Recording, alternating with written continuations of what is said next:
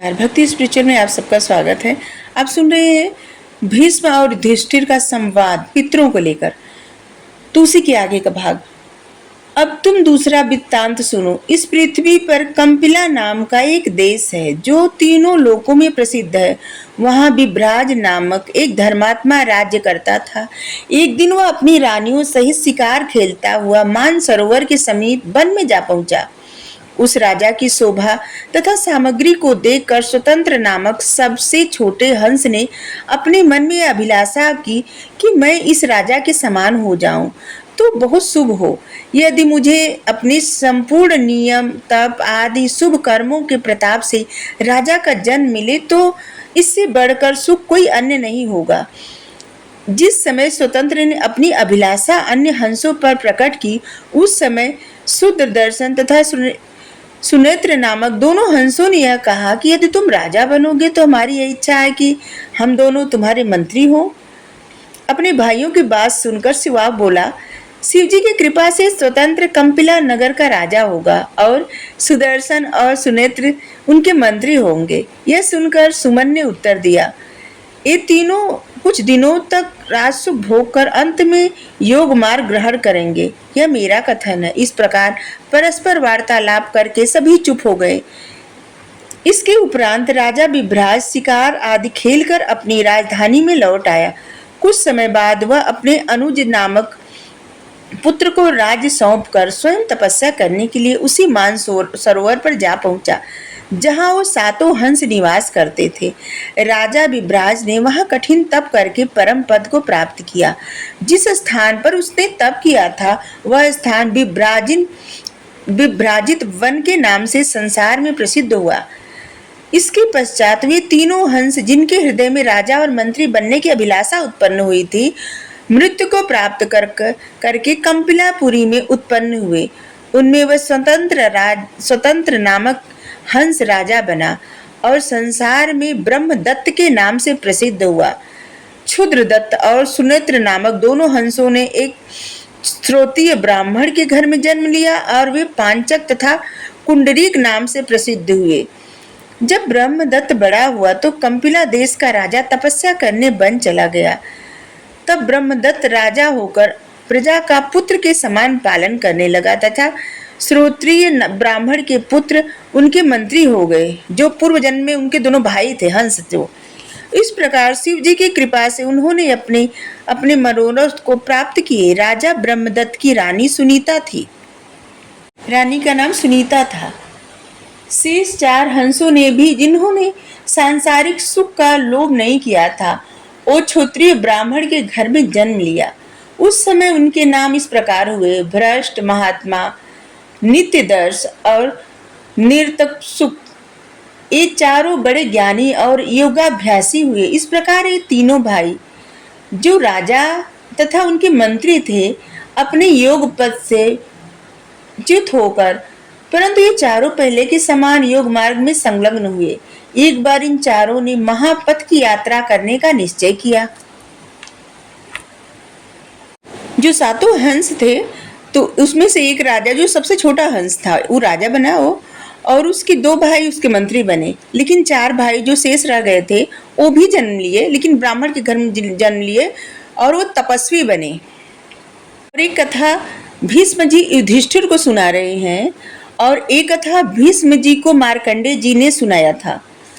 तो मार्कंडेय जी ने कहा, हे भीष्म, जिस समय उस ब्राह्मण ने यह देखा कि उसके चारों पुत्र महापथ की यात्रा को जाने को प्रस्तुत है, उस समय उसने अत्यंत दुखी होकर यह कहा, हे पुत्रों, तुम चारों तो महापथ की यात्रा को जाते हो, मैं अकेला घर पर रहकर क्या करूंगा।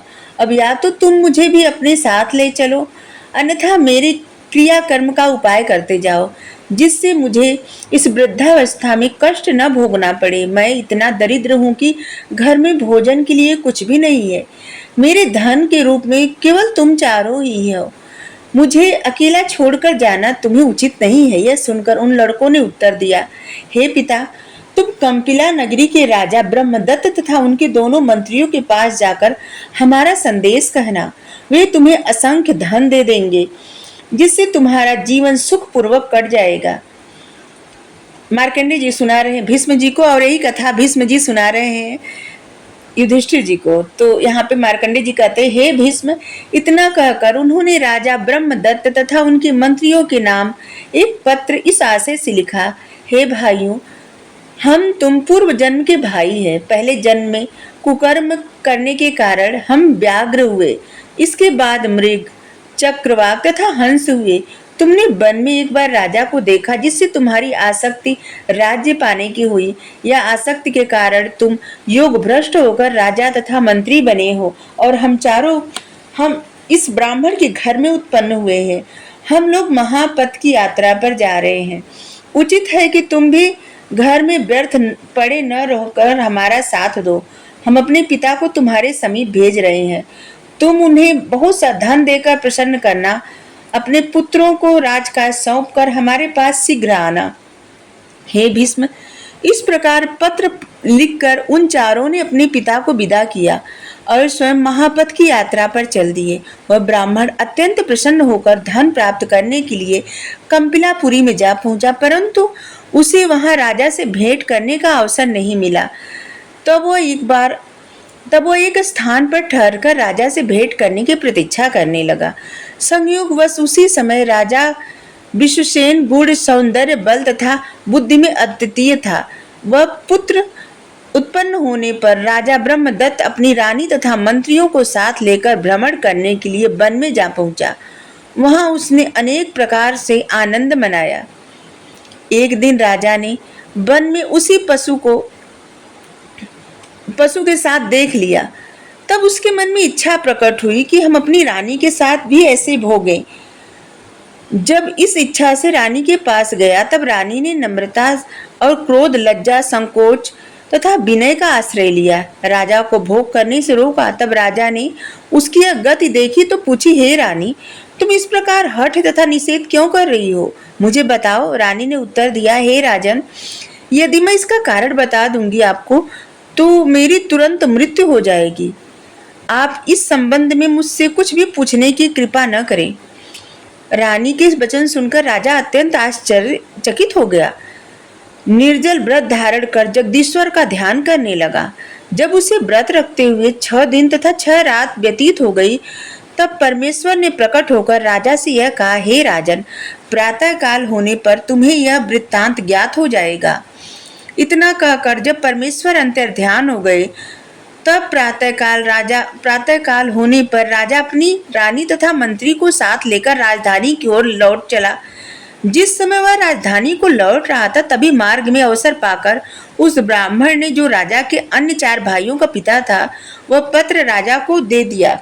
उस पत्र को पढ़ते ही राजा का मन संसारी माया मोह से विरक्त हो गया। तब उसने ब्राह्मण को बहुत सा धन देकर विदा कर दिया। फिर स्वयं भी अपने पुत्र को सिंहासन सौंपकर रानी सहित तपस्या करने हेतु महापथ की यात्रा पर चला गया। आज के लिए इतना ही, आगे कल।